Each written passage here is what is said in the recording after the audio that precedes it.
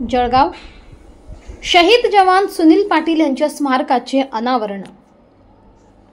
गेल्या वर्षी देशसेवा बजावत असताना चोपडा तालुक्यातील घोडगाव येथील जवान सुनील पाटील हे शहीद झाले होते। त्यांचे स्मारक घोडगाव येथे तयार करण्यात आले। त्या स्मारकाचे अनावरण आज रोजी पालकमंत्री गुलाबराव पाटील यांच्या हस्ते व आमदार चंद्रकांत सोनवणे, माजी आमदार लताताई सोनवणे यांच्या उपस्थितीत करण्यात आले। यावेळी सैन्यातील अधिकारी व गावातील प्रतिष्ठित नागरिक मोठ्या संख्येने उपस्थित होते। शहीद जवान सुनील पाटील यांच्या स्मारकाचे अनावरण झाल्यानंतर पालकमंत्री गुलाबराव पाटील, आमदार प्राध्यापक चंद्रकांत सोनवणे, माजी आमदार लताताई सोनवणे, तहसीलदार भाऊसाहेब थोरात, पोलीस निरीक्षक कावेरी कमलाकर व सेनेतील अधिकारी यांनी पुष्पचक्र अर्पण केले। खरं तर आजचा दिवस कुटुंबासाठी दुःखाचा दिवस। प्रत्येक मालकाला वाटतं, कुटुंबाला वाटतं की माझा मुलगा मोठा झाला की आमचं सारं लक्ष तो ठेवेल, पण दुर्दैवाने आमचे सुनीलजी हे लहानपणापासूनच त्यांच्यावर संकट येते। अगदी लहान असताना 3.5 वर्षाचे असताना वडील गेले आणि आईने अतिशय जिद्दीने मेहनतीने कष्ट करून मुलाला शिकवण देत असताना हीच भावना दिली की भारत मातेचं रक्षण करणं, प्रत्येकाचं रक्षण करणं, या मातीचं रक्षण करणं हे आपलं कर्तव्य। हे कडू जे आपण म्हणतो की हे शब्द त्याच्या कानावरती सातत्याने बिंबवल्यानंतर आमच्या शहीद सुनील भाऊंना असं वाटायला लागलं की आपण भारत मातेची सेवा करत। या भारत मातेची सेवा करत असताना स्वप्न एकच होतं की समोर जरी किती मोठा शत्रू आला तर त्या शत्रूच्या समोर मी निधड्या छातीने उभे राहील आणि त्याच्या डोक्यात गोळी केव्हा घालल्याने भारत मातेचा तिरंगा ध्वज आम्ही सातत्याने कसा फडकवत राहील ही भावना डोळ्यामुळे घेऊन सातत्याने त्यांनी देश सेवा केली। पण दुर्दैवाने वयाच्या 36व्या वर्षी जिथे म्हणतो आपण की सेवनाची सुरुवात होती, या सुरुवातीलाच एक आघात झाला आणि आघातामध्ये आमचे शहीद सुनीलजी आपल्यातनं निघून गेले। कुटुंबाच्या स्वप्न जे होते ते स्वप्न राहिले। पत्नीला वाटत होतं, माझा पती, प्रत्येकाला वाटतं की माझा पती हा परत आल्यानंतर, सर्व्हिस संपल्यानंतर आमच्यात राहील, आमच्या आनंदाचे दिवस राहतील।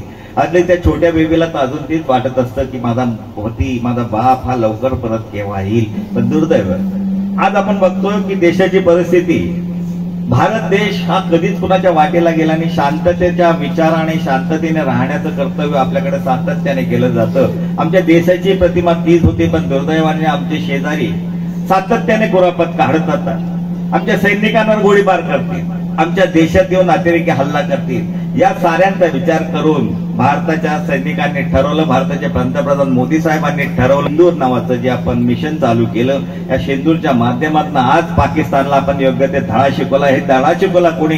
ते सैन्याच्या माध्यमातून आमच्या भगिनीच्या खांद्याला खांदा हात लावून त्यांनी, मग सोफिया जी असतील किंवा त्या गुमेंकमेश मॅडम असतील, या दोघींनी दाखवून दिलं जगाला की भारताचे सैनिक जसे कट्टर आणि कणखर आहेत। तर म्हणायला गेलं तर मी 25 वर्षापासून आमदार आहे, पण माझ्या आयुष्यातला हा पहिला असा क्षण आहे की मला सुद्धा अश्रू आवरताना मुश्किल झालेला आहे। याचं कारण ज्याचे वडील 3.5 वर्षाचे असताना वारतात, त्याची आई त्याला लहानचं मोठं करते की माझा मुलगा मोठं झाल्यानंतर माझा जीवनाचा सहारा होईल, तो देश सेवेसाठी सैन्यामध्ये भरती होतो आणि त्याचं दुःखद निधन होतं। आणि तेच प्रसंग आपल्या सुनबाईवर येतात। मला तरी असं वाटतं की ही कदाचित आपल्या जिल्ह्यातली पहिली घटना असेल। त्यामुळे घोडगावच्या जमिनीला मी प्रथमतः नमन करतो, घोडगावच्या नागरिकांना नमन करतो, त्यांच्या आई वडिलांना नमन करतो की त्यांनी असा सुपुत्र घडवला की त्यांनी देशाकरता आपली आहुती दिली। खरं म्हणायला गेलं तर प्रत्येक जण आपल्या जीवनाची जीवनगाथा करत असताना स्वतःच बघत असतो, पण माझ्या बसलेले हे जे ही मंडळी आहे हे देवरूपी लोक आहेत। सगळ्यात जास्त सन्मान जर कोणाचा आमच्या मनामध्ये असेल तर तो फक्त सैनिकांकरता आहे आणि तो असलाच पाहिजे असा मानणारा मी कार्यकर्ता आहे। कारण की प्रत्येकाला नोकरी आहे, प्रत्येकाला शेती आहे, प्रत्येकाला संसार आहे, पण काल परवा तुम्ही टीव्हीवर पाहिलं असेल, पेपरमध्ये वाचलं असेल की ज्याचं लग्न झालंय, हळद पिटत नाही, तोपर्यंत त्याला निरोप येतो की तुला आता बोलवलंय. मला 12 बॉडीगार्ड है जवळपास, उसमें से 8 लोग एक्स मिलिट्री मैन है. उनको भी संदेश आया, वो बोलते हमको कभी भी बुलाएंगे तो हम जाएंगे. त्यांच्या जागेवर आपण आहे असा विचार करा. आपण पहिले पाहू आपलं कसं आहे, घरात बरोबर होईल का, पोरगा काय करील, नातू काय करील. आपण जे आज सुरक्षित आहे ते फक्त या जवानांच्या भरोश्यावर आहे. आणि मी सुनील भाऊंना नमन करत असताना एवढंच म्हणेल,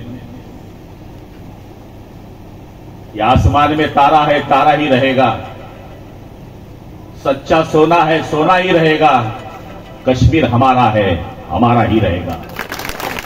आणि आज या कार्यक्रमाला येत असताना अण्णासाहेबांनी या ठिकाणी ती गोष्ट सांगितली ती खरी आहे.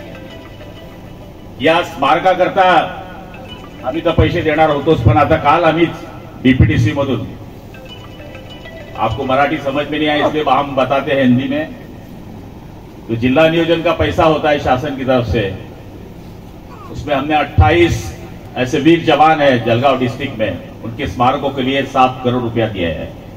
और हर जगह हम वो बनाने वाले हैं. वो पूरा पैसा गवर्नमेंट